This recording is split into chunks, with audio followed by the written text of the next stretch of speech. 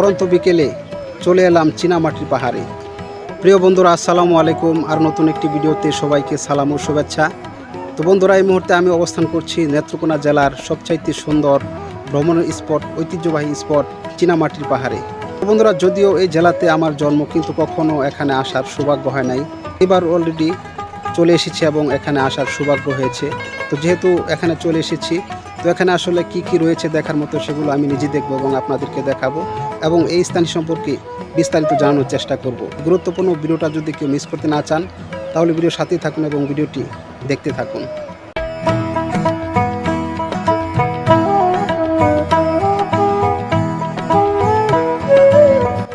বিজয়পুর সাদামাটির পাহাড়, এটি বিরিশিরির অনন্য সৌন্দর্য স্থান, সেই সাথে জাতীয় অর্থনীতিতে ভূমিকা রাখছে প্রতিনিয়ত।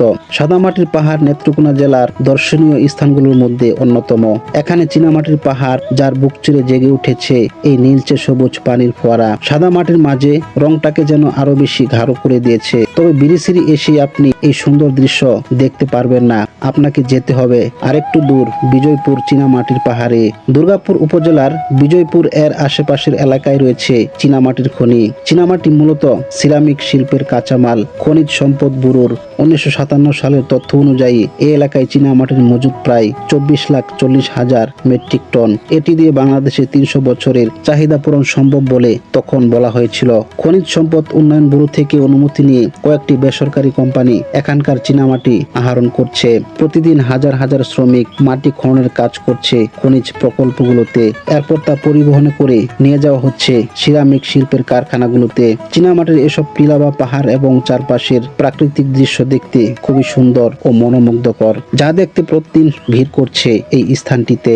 বাহারি এর মাটির রং লাল, সাদা, নীলাভ, এজন্য প্রাকৃতিক আরেক নিঃসর্গ। দুর্গাপুর উপজেলা পরিষদ থেকে প্রায় 7 কিলোমিটার উত্তর পশ্চিমে কুল্লাগড়া ইউনিয়নের আরাপাড়া ও মাঝপাড়া মৌজায় বিজয়পুরের সাদামাটি অবস্থিত। বাংলাদেশের মধ্যে প্রাকৃতিক সম্পদ হিসেবে সাদামাটির অন্যতম বৃহৎ খনিজ অঞ্চল এটি। নেত্রকোনা জেলার উল্লেখযোগ্য প্রাকৃতিক সম্পদ বিজয়পুরের সাদামাটি। কি খাবেন সেখানে? সাদামাটির পাহাড়ের পাশে রয়েছে খাবারের হোটেল সহ অন্যান্য দোকান। আপনি প্রায় সব ধরনের খাবার পেয়ে যাবেন সেখানে, এবং খাবারের পাশাপাশি থাকার জন্য আবাসিক হোটেলও রয়েছে। তো চলুন আমরা একজন হোটেলের মালিকের সাথে কথা বলে জেনে নিই খাবার সম্পর্কে বিস্তারিত। সোনালী মুরগি আছে, আচ্ছা, আর চীনা হাঁস আছে। এখন বাকিগুলো শেষ। সবগুলা দেখান। কি এটা? কি গরু? না, এটা চীনা হাঁস। চীনা হাঁস না? চীনা হাঁস, হ্যাঁ। কত করে এটা? এটা আপনার 150 টাকা হইলো প্লেট। 150 টাকা। এটা এটা তো নাই, এগুলো শেষ। পাতলা ডাল,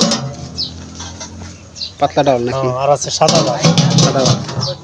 এই পর্যন্ত আজকে অনেক আইটেম করছিলাম, ওগুলো শেষ হয়ে মানে শেষের দিকে আর কি নাকি? শেষই ক্লোজ হয়ে গেছে। আর আপনি বিরিয়ানি খিচুড়ি এগুলা পাক করেন না? বিরিয়ানি আমরা পাক করি না, সিজনে করি, ডিসেম্বরে করি। ওসব লোকজন আসে তো বেশি, মানে যখন আমি করি। লোকের চাপ থাকে, ডিসেম্বর থেকে সরকারি ছুটি থাকে, ডিসেম্বর থেকে এগুলা করি। আর পর্যটক বেশি যখন থাকে তখন করেন আর কি? পর্যটক যখন বেশি হয় তখন এই আইটেমগুলো বাড়াই। তো আজকে করছিলাম হলো করলা ভাজি, লাল শাক, ব্রয়লার মুরগি, সোনালী কক মুরগি, চীনা হাঁস, পাতলা ডাল, সাদা ভাত। এটা আজকে করছিলাম। ঠিক আছে। প্রতিদিন আইটেম বাড়াই করি আমরা।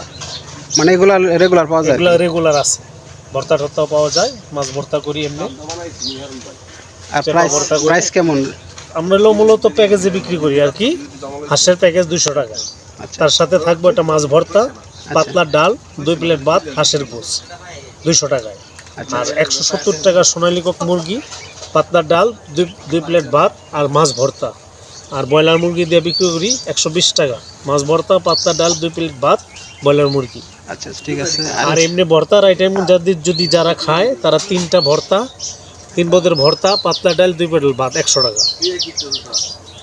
আরো কোনো অফার আছে নাকি? হ্যাঁ, আর অফার বলতে এমনি আবার যারা অর্ডার করে অফার করে দিই। এমনি আপনার সাদা পোলাও পাক করি আমরা, মোরগ পোলাও বেশি 150 টাকা, ডিম পোলাও বেশি 100 টাকা। আচ্ছা, অর্ডার বলতে কি ফোন দিয়ে অর্ডার করা লাগে নাকি এখানে আইসা? না, এনে ফোন দিয়ে অর্ডার করে আর। আচ্ছা, তো নাম্বার বলে দেন আপনারা। 01710610610। আচ্ছা, আপনার দোকানের নাম কি? সাদামাটি হোটেল।